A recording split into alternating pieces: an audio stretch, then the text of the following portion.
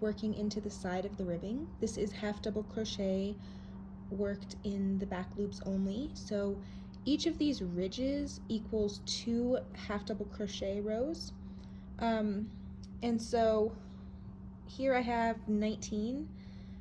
So when the pattern says to work into the side of each row, since I have 19 rows, we're finding 19 loops up here.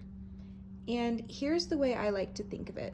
So in each of these ridges, there's one visible loop just behind the ridge, and then another in the little dip, okay? And here's the next one, so that would be this loop behind the ridge, this loop into the dip, behind the ridge, into the dip, behind the ridge, into the dip.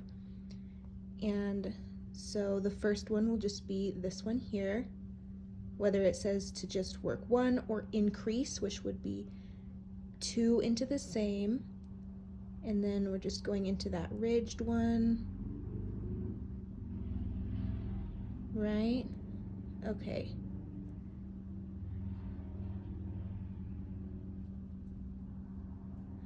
And there you have it. That's how mine always looks when I do this. I'm working one behind the ridge and into that middle spot. A lot of people ask in my graphics pattern, how do you know which is the right side versus the wrong side? And the answer is that it doesn't really matter. The details are so minuscule.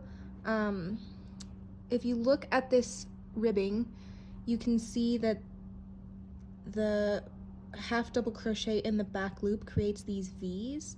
On one side, the V's appear to be facing downwards, and on the other side, they appear to be facing upwards. And that doesn't really matter. It's all just a matter of appearance. I tend to consider row 1 the front of my piece no matter what.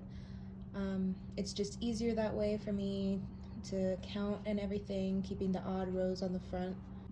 And at the end of the day, it really doesn't matter. It's just a note.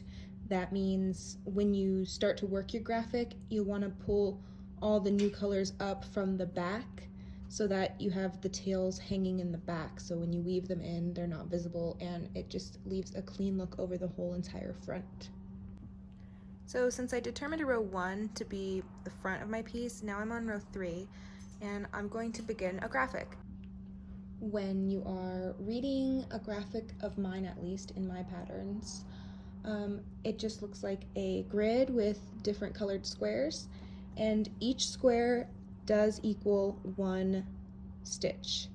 So if you see that the graphic is 5 squares wide, that means that it is 5 half double crochet stitches wide. If you're moving your graphic at all, changing the size of it or changing the size of your sweater, it's really easy to find the midpoint. You'll just count the total number of stitches across or rows you have. If you're concerned about moving the graphic up and down, you'll count your total number and subtract the length of the graphic. So however many stitches or rows tall the graphic, so you subtract that chunk from the center, and then the number you have left will be divided into 2, and it'll go here. If you get a decimal point, so say your total is 25.5, you'll actually just do 25 and 26, because there's no way to split 1 crochet stitch in half. So say for instance the graphic tells you to begin on stitch number 6.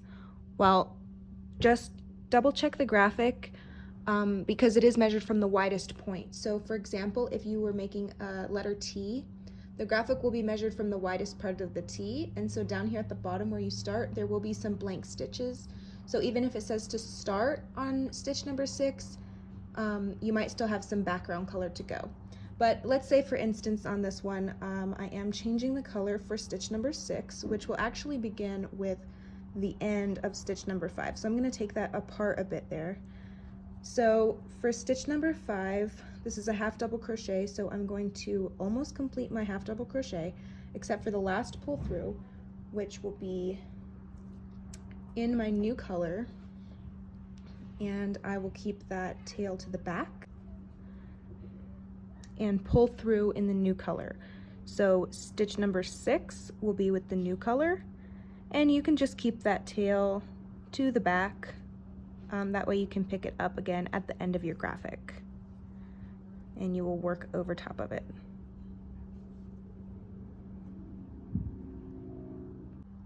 So when it comes time to assemble, I've got all my pieces inside out, and I've sewn the top pieces where they go. So here is the sleeve, and it's folded in half so that this ending tail is down by the armpit. Now in the pattern, when it tells you to count however many rows down, this fold is going to be attached here at the top seam, and this fold is going to be attached down here to wherever it told you to count to. Now it might not seem like it will fit, but with a little bit of stretching, you can use a stitch marker here and at the point where you counted, and that way everything will stay in one piece and your sleeve will remain half and half on this side and the back panel. So let's say this orange stitch marker is at the point where I needed to count.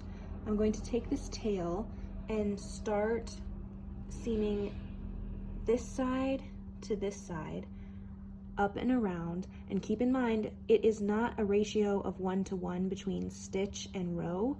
You are just going to keep it lined up and work each stitch into a corresponding loop that fits next to it. So you're going to go up and then down the back part, and then you will seam the front and back panels together all the way down to the ribbing. Here is a quick view of how it looks on the back side after I've already seamed the front of the sleeve. And another tip, there's no need to pull very tightly. You can just tug a bit until your stitches are all not loose and loopy, but you don't need to tug hard because that will create a cinched sleeve. So I like to keep everything flat like this and just work and keep everything nice and even, and there's no pulling. Okay, and then I'm gonna finish this and then go ahead and connect the front and the back panel down here.